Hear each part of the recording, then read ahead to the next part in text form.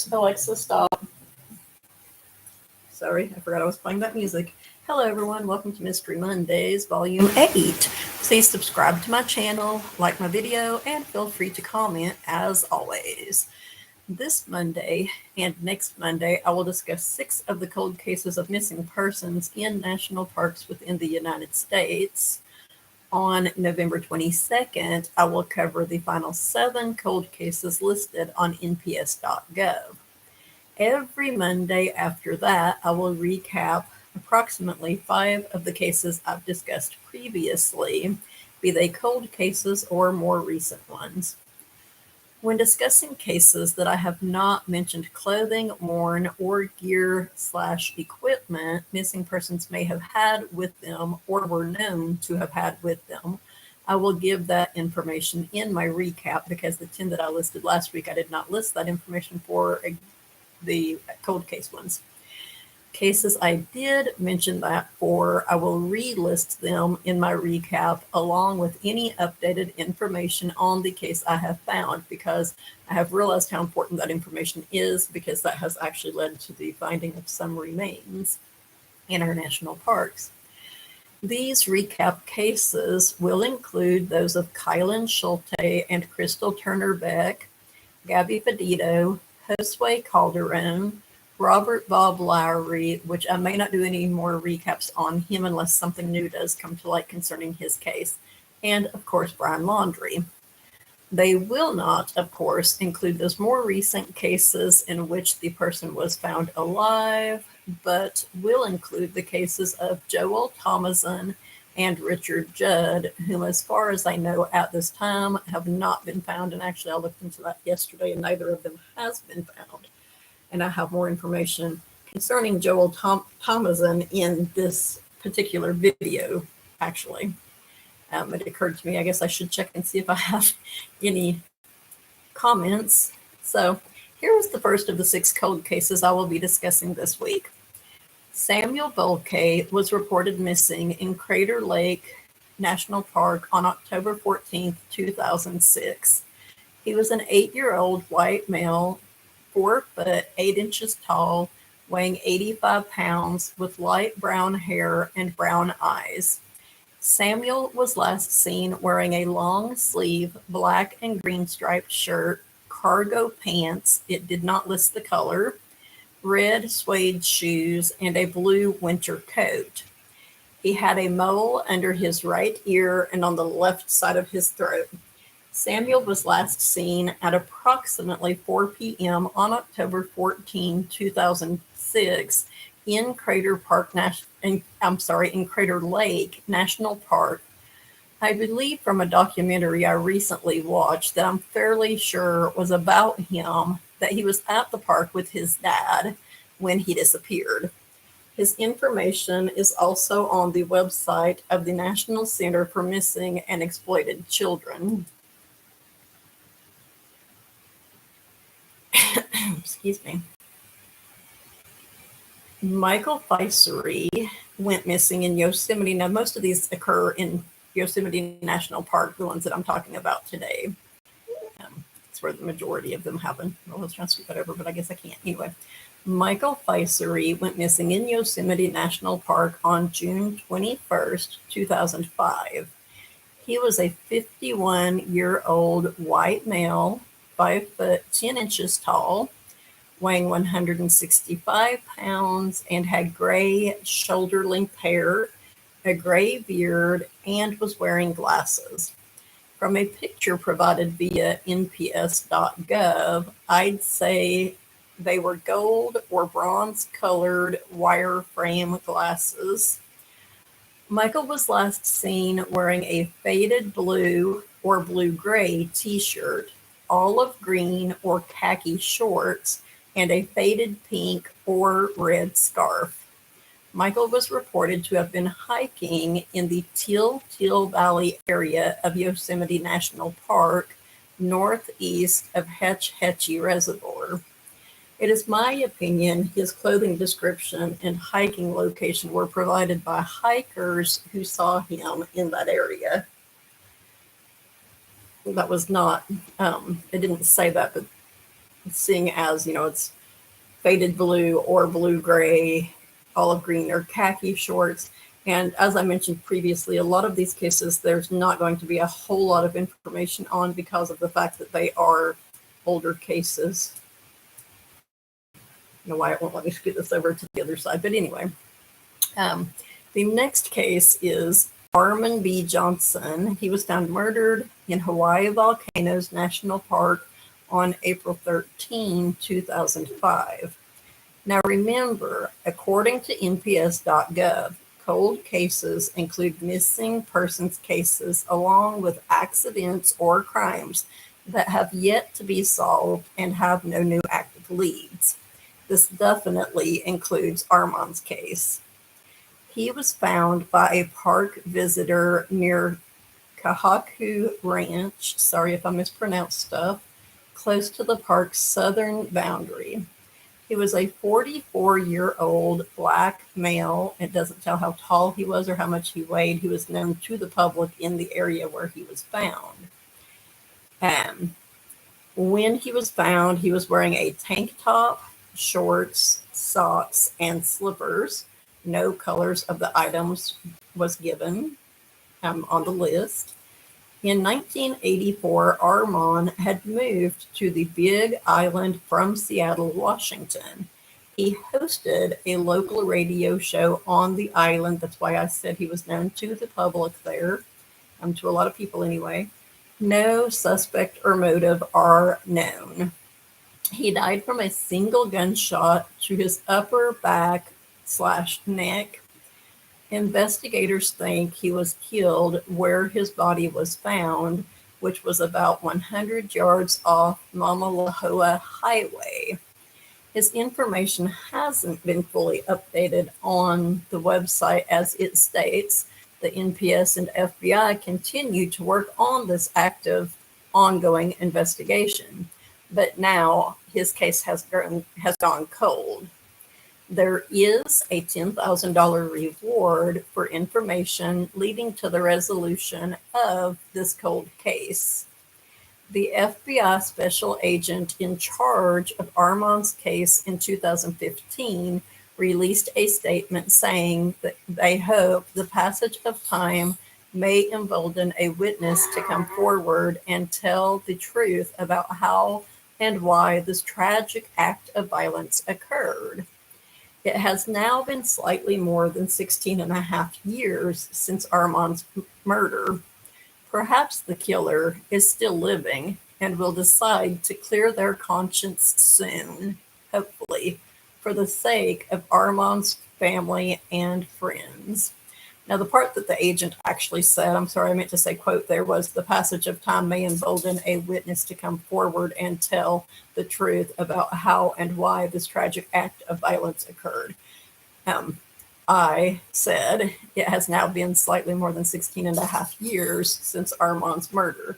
Perhaps the killer is still living and will decide to clear their conscience soon, hopefully for the sake of Armand's family and friends.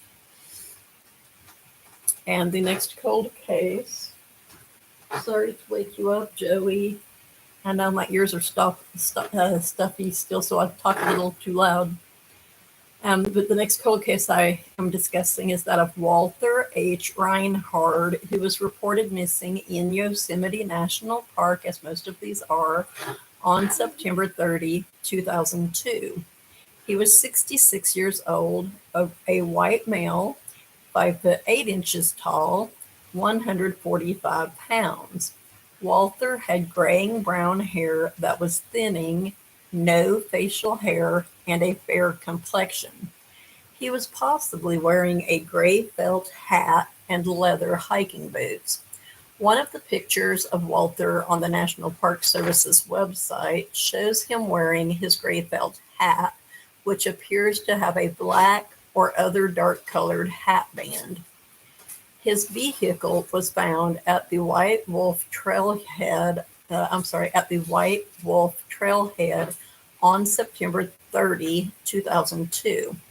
According to NPS.gov, quote, it is likely, quote, he began a hike from the trailhead on or around September 19, 2002, end quote. Therefore, he may have been in the park for about 11 days by the time his vehicle was found and park authorities realized he had gone missing. That is so sad to me. There's no list of what Walter was wearing or gear he may have had with him, sadly, except the information concerning his gray felt hat and leather hiking boots. The next case, and I contemplated how to pronounce this last name. My kids used to have some friends who had the same last name, which had one P in it and was pronounced Ruffert. So since this one has two P's in it, I have decided it's pronounced Ruffert. If anyone knows that to not be true, please comment and let me know how her last name is actually pronounced. Thank you very much. So the next one is the case of Ruth Ann Ruffert. She went missing in Yosemite National Park on August 14th, 2000. There's not very much information concerning her at all. She was a 49-year-old white woman who was 5 foot 5 inches tall and weighed approximately 140 pounds. She's the same height as me. She had brown hair and brown eyes. One of her eyes was prosthetic. That's a fake eye. I'm pretty sure everyone knows that. Ruth Ann was last seen in the Curry Village area or at the Yosemite Medical Clinic around noon on Monday, August 14, 2000. She'd been scheduled to go on a backpacking trip in the park, but had to postpone the trip due to an infection. And I'm guessing that's why she went to the medical clinic to get approved to do the backpacking hike. And they told her that she wasn't in good enough health to do so. So then, according to witnesses, Ruth Ann most likely went on a day hike from Yosemite Falls to the forest area because the backpacking trip would have been a longer trip. So they're thinking that she most likely decided to go ahead and take a day hike, even though she was not feeling particularly well. No list of clothes she was wearing or gear she may have had with her is given on nps.gov, but the website does state her backpack was found in the Fireplace Creek drainage in 2008, which is consistent with the hiking route from Yosemite Falls to the Foresta area. So hopefully her remains will be found in that general area at some point, in my personal opinion. I think that would be very good if that were to happen. Anyway. And the next and last of the cold cases that I'm discussing today is that of Kieran Burke. This one I found to be, some of the information about it I found to be a little surprising. Like, first and foremost, he is from Ireland, but I'm assuming was living in the United States at the time that he went disappearing. Kieran Burke went missing in Yosemite National Park on April 5th, 2000. Kieran was a 45-year-old white male from Ireland. He was 6 feet tall, approximately 180 pounds, had thinning black hair and blue eyes. Kieran was last seen in the Curry Village area of Yosemite, which is one of the possible last areas Ruth Ann was seen at. He was last seen there around 10 a.m. on April 5th, 2000. It is thought he was preparing to take a hike in the park. There is also no list of what he may have been wearing or what gear he may have had with him at the time. I'm sorry if I'm talking faster than usual as well as louder than usual. I'm still not feeling particularly well, and I'm running on about 4 hours of sleep from last night, though I did sleep most of the day yesterday. I appreciate everyone's patience and bearing with me while I do these videos. Now for updates to 3 more cases I've discussed on prior Mystery Mondays vlogs. The first case I found information on that I didn't already know about is the case of Aubrey Dameron. She is an indigenous transgender woman who has been missing since March 9th, 2009 from Grove, Oklahoma, which is about an hour and a half, possibly 2-hour drive from where I live in the Grand Lake area. She was last seen around 3:30 a.m. by her mother and brother, whom she was living with. Her stepfather also lived in the home. It's my understanding that he did not see her at that time. I think he was either sleeping or possibly at work. Aubrey's mom said she saw her walking away from their home. Some quotes from her mom say that Aubrey went outside, the mom went outside, Aubrey was walking away from the home, and the mom yelled to her, "Where are you going?" And she's like, "I'm going to meet someone."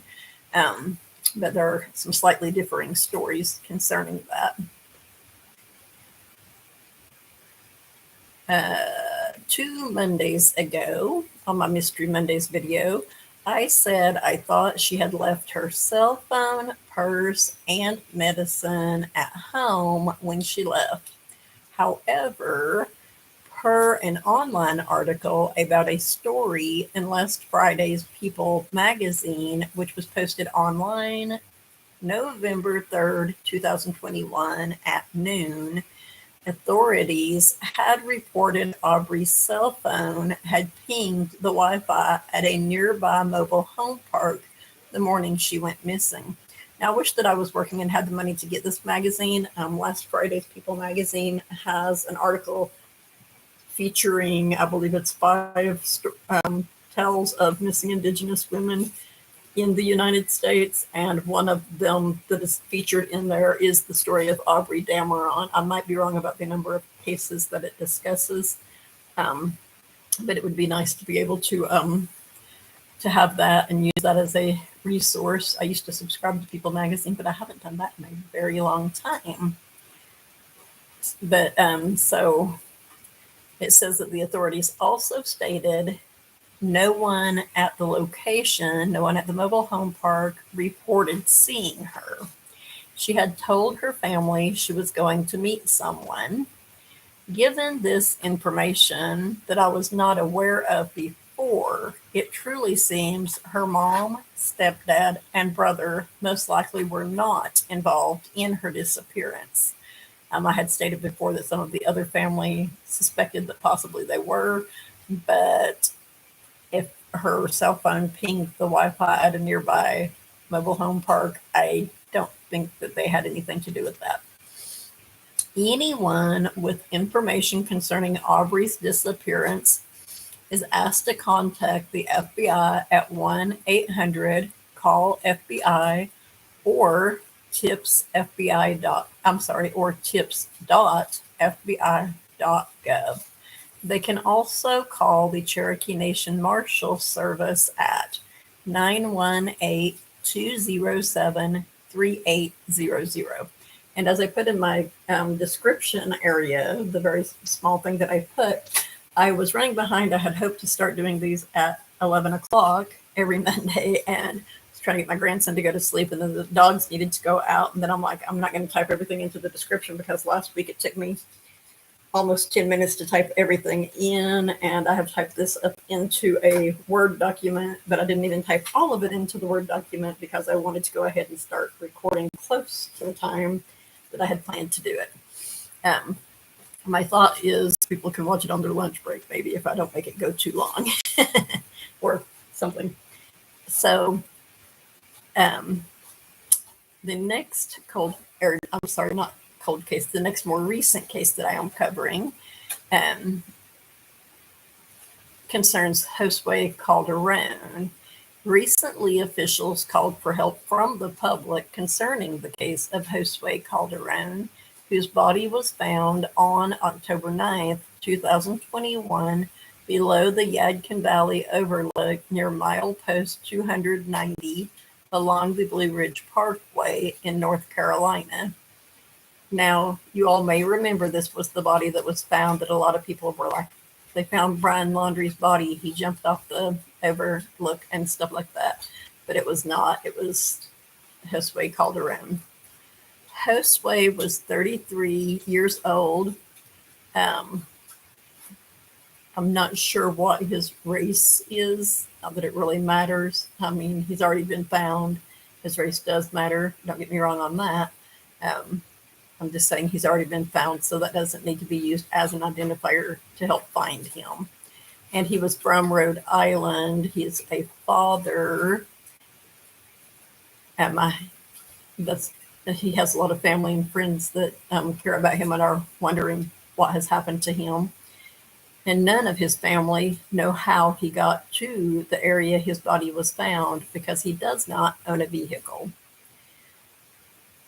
The North Carolina State Medical Examiner ruled his manner of death as homicide shortly after he was found by completing a full autopsy. And his manner of death, and his cause of death to be stabbing. Authorities are asking travelers who have videos or pictures of the area from the Yadkin Valley Overlook or any part of the parkway in North Carolina on or before 10/9/2021 to contact the NPS. Now, I don't know how far they want those to go back, maybe a week or two, possibly even a month. I'm not sure how long they believe his remains might have been there. A lot of the witnesses who were in the area at the time his body was found or around that time believe that, or like earlier that morning, they believe that he may have been dumped there that morning because it was severely foggy in that area that morning.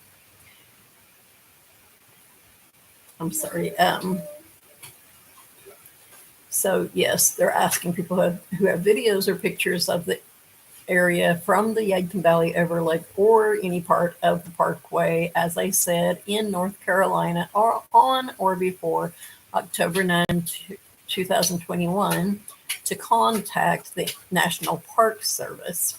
They may do so by calling or texting 888-653-0009. And that is the National Park Service Investigative Services Branch's phone number, or sending an email to nps_isb@nps.gov. And that's all that I have on my PowerPoint.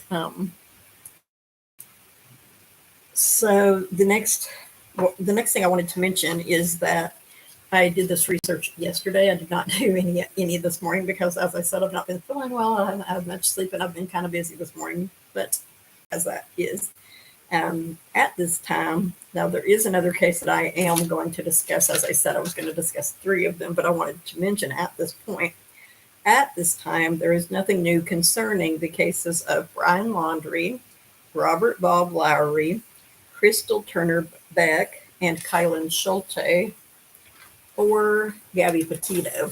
But as I said, the last time I looked up information concerning this was at approximately, I think, 11:30 last night. So something might have come to light since then.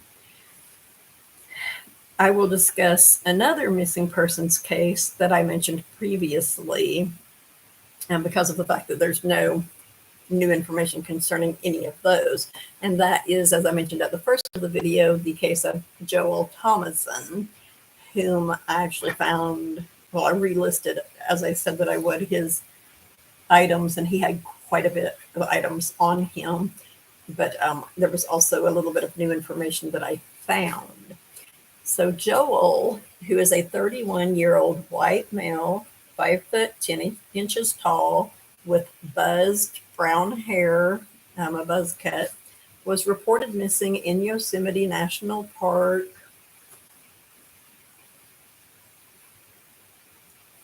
Park officials are asking visitors who were there. I'll get this right here in a minute, hopefully. Park officials are asking visitors who were in the maybe I should have waited to do this until after I took a nap or something. I'm sorry. I don't mean to make light of someone missing. Just getting twisted up on my words here.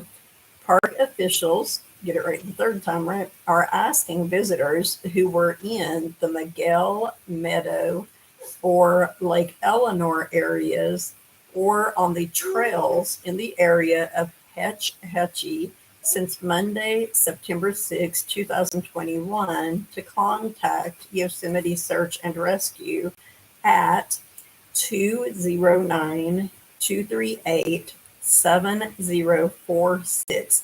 And I will list the numbers that I have given in this video in my details whenever I have finished making my video. It might be an hour or two after, actually, because I got to feed this little guy back here probably as soon as I finish making this video. People with information concerning Joel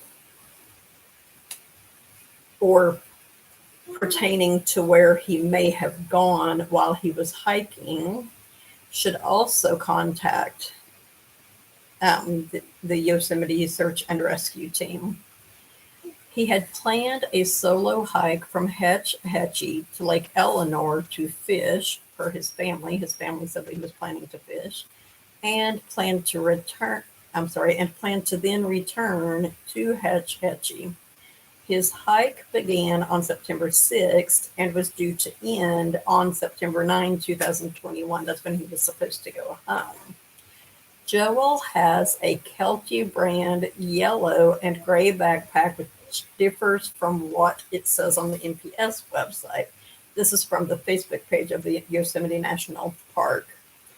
But it says he has a Kelty brand yellow and gray backpack, green sleeping bag, bright red inflatable kayak, blue and green hammock, and tan or blue zip-off pants. Those are the ones you zip off at the knee and they become shorts. I've always used to love those. There are 2 recent pictures of him on the Facebook page for Yosemite National Park, which is where I got this information from, in a post made on September 11, 2021, including one of him in his red kayak, and there's also one of him wearing the hat, which I'm going to tell you here in a minute about. And those are much more recent pictures, I think, than the ones that they have on nps.gov, but I could be wrong about that. Little guy back here is going to get grumpy because I tried to get him to eat before he went back to sleep a while ago, and he didn't. But he's supposed to eat at about noon, so I better hurry. I lost my place, though. Joey, what you doing, buddy? Thomason is an experienced outdoorsman and a member of the U.S. Army Reserves. According to comments on the Facebook post, he has been in the reserves since 2016. My last Mystery Mondays vlog gave a complete list of what he was wearing and gear he had with him. But I'll tell you that information again, as I said a minute ago, and hopefully you can hear me over my grandson, who is getting rather cranky because he didn't eat his bottle. And he's like, I want to talk to you, Grandma. I want to talk to you about I need to eat. So yes, the items that he was wearing and had with him include a floppy boonie hat, which, as I said, there's a picture of him wearing that on the Yosemite National Park's Facebook page. At the dark blue / green hammock, a large yellowish, now this is the different one here, large yellowish tan Kelty backpack, and I like, which the Facebook describes as yellow and gray, unless he had 2 packs with him, which is possible. He was in the Army Reserve. He had a lot of gear with him, so he might have had a yellow and gray Kelty backpack and a yellowish tan one with him, or perhaps they were mistaken about the color initially. I don't know for sure. This is the item that I think would stand out really a whole lot. If someone found it, they would know that it belonged to him, or they should know, but it's probably in one of his backpacks, unless he was using it when something happened to him, which is a U.S. Army Steel Cup dated 1918. He had a camelback type. He had a camelback type red and black day pack. Camelback type red and black day pack. Those are similar to the ones the military uses that has a compartment for water. A black and yellow collapsible sink. The bright red inflatable kayak, which has a large red pouch to keep it in. It is thought this may have been attached to his backpack, like the pouch. He may have had the kayak in the pouch and had the pouch attached to his backpack, because that's something that he generally did. A small collapsible stove in a black bag, a kayak paddle, a Petzl Zipka headlamp, a yellow bear can, which I did look into, and that is a yellow rubber bear safe food container that made me think of the dills that the barrel of monkeys come in, except for instead of being red, it was yellow and rubber. He also had a Garmin Tactic Delta Solar GPS watch, a bright green mummy sleeping bag, which should be easy to spot, a fishing pole, and fishing gear. The National Park Service and Yosemite National Park ask that if any items are found, and this should apply to any and all of these cases, if any items are found, you should leave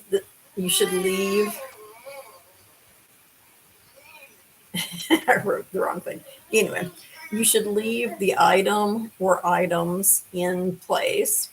Note the location using coordinates if possible, and take pictures of the item or items. For Joel Thomason's case and others in Yosemite National Park, which, as I said, that's where most of the missing persons cases are in national parks in this country, this information can be emailed to yosemite.search.rescue@gmail.com. Information can also be reported by calling or texting the National Park Service Investigative Services Branch tip line, which I gave a while ago for, I believe it was another case, Josue Calderon's case, I believe it was. And that tip line number is, once again, and I will list it in the description also, 888-653-0009. This concludes, as Joey really needs to eat, and I need to be finishing up anyway because I'm a little past 30 minutes, and I'm trying to get it to below 30 minutes. But anyway, this concludes this volume of Mystery Mondays. Please subscribe, like my video, and feel free to comment as always. Have a great whatever time of night or day it is in your part of the world. Stay safe and stay positive.